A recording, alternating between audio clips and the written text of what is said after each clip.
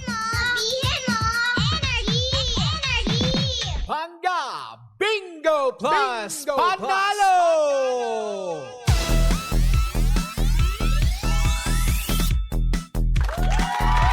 Yes, saan ba yung camera ko? Ayun, hinahanap.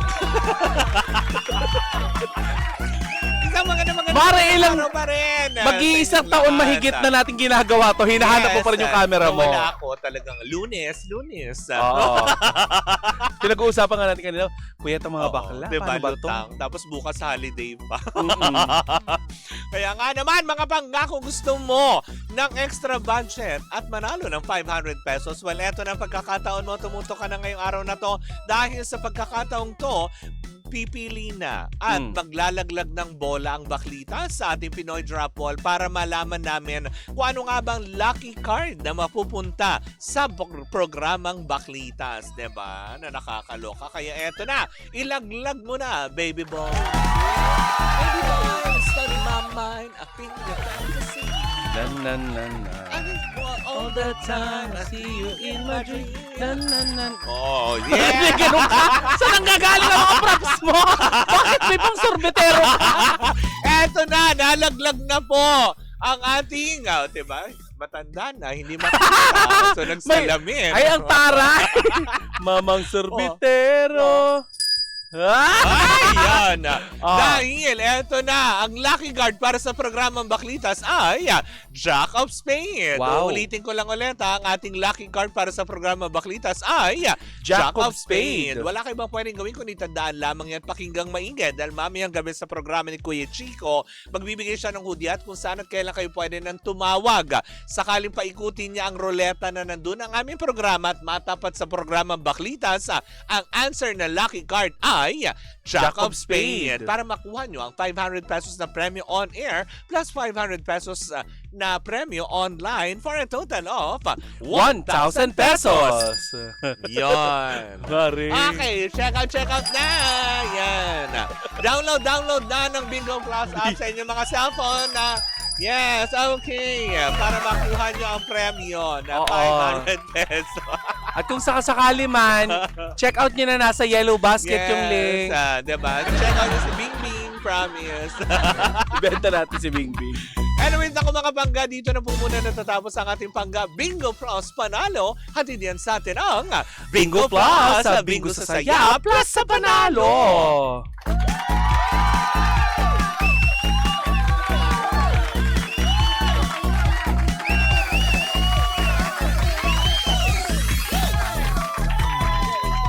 Kiss, Miss Jabaklita! With Tita Cora and Kapitana Sisa. Same, pero iba. We are number 106.7 Energy FM. Pangga, wag mo sabihin radyo. Sabihin mo! Ayun na sasabihin mo. Aneka.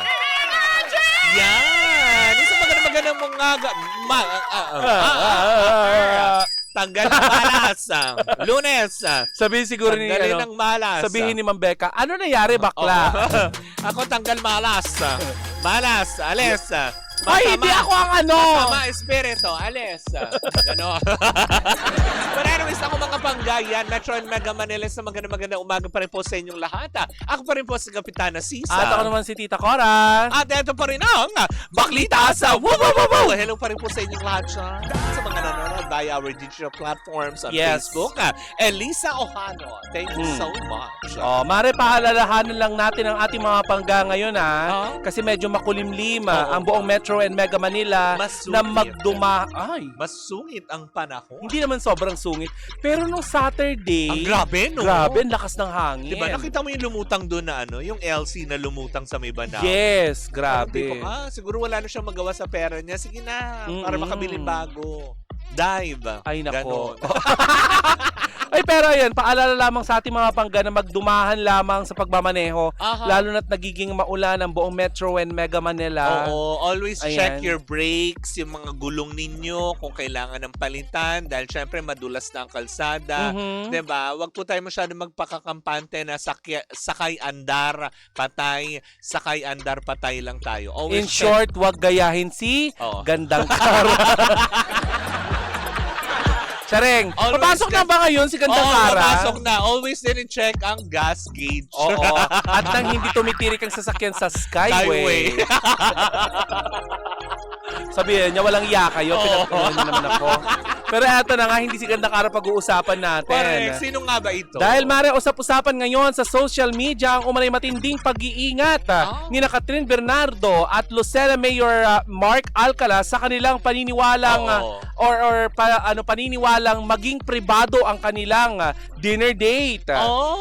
Eto na nga ang chika. Sa bagong video ni OG Diaz sa kanyang vlog ay ibinahagi ni Mamaloy ang chika mula sa isang source na nagsasabing nagpa-reserve umano sina Catherine Bernardo at Alcala ng buong restaurant. Ayon sa source ay ipinasara raw ang buong lugar at kinolekta umano ang lahat ng cellphone ng staff kabilang na ang nasa kusina para matiyak ang kanilang privacy.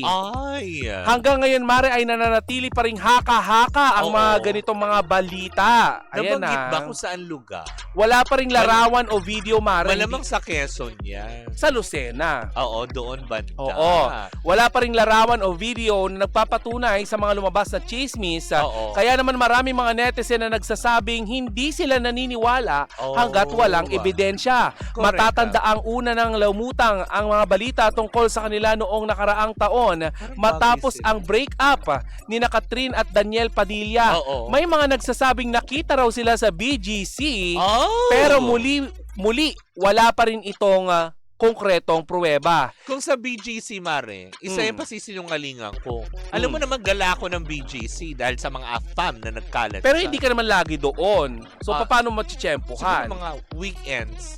May weekdays din na nandoon. Diba? Kasi usually, kung pupunta yung mga yan, weekdays. Kasi ang mall, walang tao masyado. Tsaka imposible sa BGC. Oo.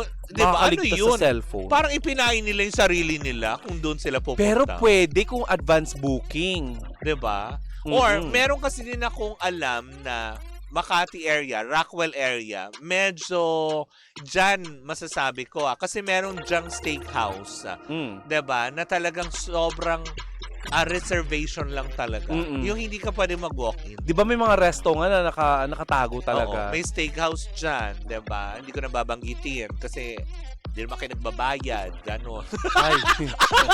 Oo. Mare, si Mayor Alcala nga palang itinuturing na pinakabatang mayor ng Lucena at pinalitan niya ang kanyang ama sa puwesto noong siya ay 26 years old pa lamang. Bago maging mayor ay nagsilbi siyang youth ambassador ng Local Youth Development Council at naging executive assistant ng City Mayor's Office. Ayan, para sa ngayon Mare, nananatili pa ring chismis ang lahat. Well, diba? Kung sakali man na, sa bagay, kasi parang recently katatapos na lang ng PGT diba? At papalitang Idol Philippines, diba? Idol Kids. Diba? Na parang, I don't think kung recently yan, hindi, kasi busy nga, diba? Ilang beses nagla-live kasi may 2 Saturday, may last week, parang yung semifinals nila, nagla-live na rin sila Yes. Tapos dalawang, diba, nag-final round. Kahapon. Diba? Na kung saan nga naman talagang nga naman nakasuotan. Ng Catherine Bernardo, Ni Catherine Bernardo. Oy, by the way, congratulations, Pilipinas Got Talent. Ayan. Diba? Talaga nga naman, very sophisticated, very classy. Na talagang isa na masasabi ko, ang ganda mo, girl! Ako lang ba? Pero parang meron na silang resemblance ni Nadine Lustre. Diba? Medyo nagkalaman ng konti si Catherine, correct, diba? Tapos ang ganda niya. Grabe, diba? At ang gwapo-gwapo ni Donnie Pangilinan. In fairness. I love it. At syempre maganda rin naman si Oge.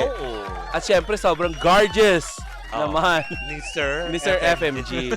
So, hindi pwedeng laitin ng FMG. Ay, hindi, Gusto mo wala. hindi ka makaapak ng dos? Correct, hindi ba? Diba? Kaya nga naman, mga pangga, hindi ba? Kung ganun lang din naman, if ever, kung sa akin between Catherine Bernardo and Mayor Alcala. Why not? Why not, diba? Kaysa naman Kasi, yung mga another, parang tipong, I'll be happy for them. Kasi, diba, finally, diba? Kasi, binata naman, hindi ko alam kung single, pero binata. Hindi naman din married person itong si Mayor Alcala. So, si Catherine naman, 'di ba? Dalaga pa din. So, parang I don't see any problem with that at all. Wow. Sabi nga ni Pia Words ba? Arte mo. And I don't see any problem with that at all. Yes. Di ba yung mga ganong aspeto? Kung bakit ba, kung tayo nga nagiging happy na tayo kay Bea Alonso tsaka kay Vincent Co, di ba? So magiging ano na ba siya? Oh. Bea Alonso Gold? Oh! Yun na magiging No. last name niya? SNR. Oo, kasi sa kanila din yun. Ay nako. But anyway, maraming gumagawang artista niya na. Maraming artista ang may mga Correct. ganyang kakayahan. May mga kakilala tayo na talagang pinapa-reserve nila yung buong lugar to secure their privacy, especially sa mga Correct. politician. 'Di ba? Dito sa sinasabi ni Mama Loy at saka ni Papa OG na na issue na ito, maaring totoo siya o maaring hindi rin, alam mo yon, kulang din yung binigay na information. Pero alam mo, aabangan natin kung ito ba ay kakagatin ni Catherine Bernardo tong issue na Yes. ito, 'di ba? Parang feeling ko naman hindi. Kasi kumbaga kasi kung talagang totally ayaw nilang pag-usapan to, iba-brush off lang yun ni Catherine kasi 'di ba? May mga magtatanong, hindi siya sasagot. Anyari Ganun. dun sa doktor. Ah? Anyari dun sa Baka doktor. wala naman. Oo, Kasi baka- 'di ba, na parang bet ng spotlight yata. siguro, 'di ba? Parang ganon. Kaya parang medyo umingay, 'di ba? Nabanggit ka lang naman. Noon ka naman din crush, hindi na ngayon. Ay! Hindi mo pa prankin yung doktor! Ma, hindi! Hindi, totoo naman Hindi ka ganun kamaldita. Maging mabait ka, doktor yon. Okay. Okay, be Doc, kind. Actually, Doc, 'di ba? Na brag po yung name ninyo is because syempre nung mga elementary days, 'di ba? Syempre as we go matured level, nag-iiba-iba yung preference natin. So, 'yun. Hindi ka na niya crush ngayon. Hindi kanya type. Ay! Natuloy kayo yung sinasabi. Sa ate mo naman, si Bastos naman ito makipag-usap Hindi. sa...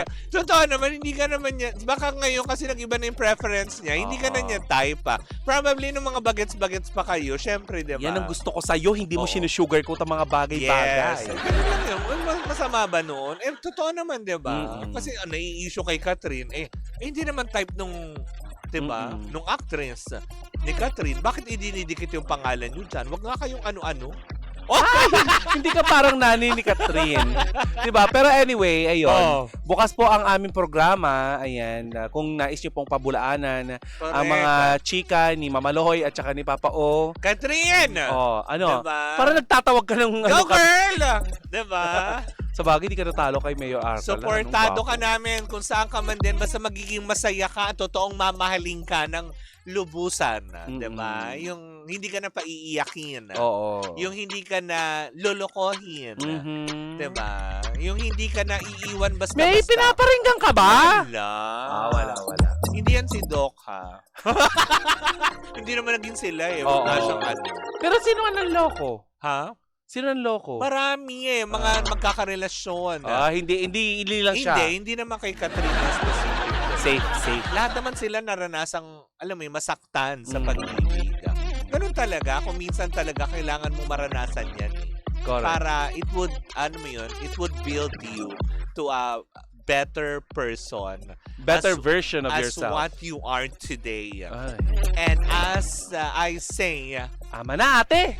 that I don't see any problem with that at Oo. all. Thank you.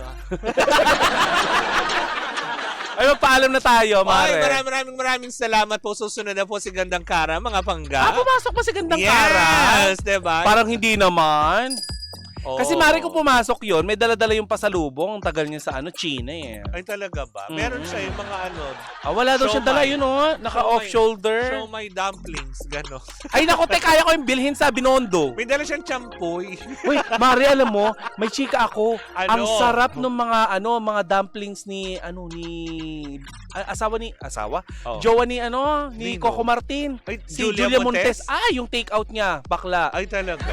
Para ka nasa Chinese restaurant. Talaga ba? Mm-mm. Akala ko nandun na, pag kinain mo yun, nasa harap mo ang buong Imperial Dynasty. Hindi! Nasa harapan mo ang Chungli clan. Tapos ito nung, tan-dan-dan-dararan, the real Chinese soup. Ayoko na! Dapat Magano ka tayo? naman kumakain ka ng mga Chinese na mga pagkain. Oo. Yung mapipil mo yung andyan sa harapan mo ang Chungli Dynasty clan, gano'n. Diba? Tapos makikita mo kagad pag kinagat mong isang dumplings, naiimay na siya mo kada ang Great Wall of China, gano'n. Tapos may maglalakad. Tok, tok, tok. Iwasan mo ang swerte! Diyan na si Lotus Pit! Lotus Sweet. Hoy, tama na. Tama na. Tayo, Oo, lagot magagalit tayo. na si Ma'am Becca. Anyways, mga pangga, maraming salamat po. See you on Wednesday, mga pangga. Bukas po holiday. Ayaw naming mabasa, di Oo. ba? Kami hindi bababasa mga bakla kasi bakla dadami. Ayaw naming mabasa sa ganong pamamaraan. Yung wata-wata. Actually. Minsan ka na nga lang mababasa, wasa-wata-wata. Pero gusto ko yung pa. ginaganon ako ng host. Talaga ba? Yes. Yung bumbero na host. Lipad ka dun, pare. Tanggal pa ka mo dun. Linis atay mo. Ay, magpaalam na tayo!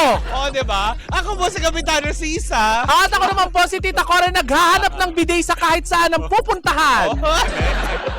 Sa fire station. Hindi, yung fire Linis hydrant. ka talaga. Linis na linis ka doon. Walang sabit na. Oy! Pumesto ka na, ma'am. Bag! Bakla ka. And we are still Same, pero iba. Tuloy-tuloy pa rin po ang ating tugtugan. Siyempre, dito po lamang yan sa number 106.7 Energy FM. Pagka, wag mo sabihin radyo. Sabihin mo!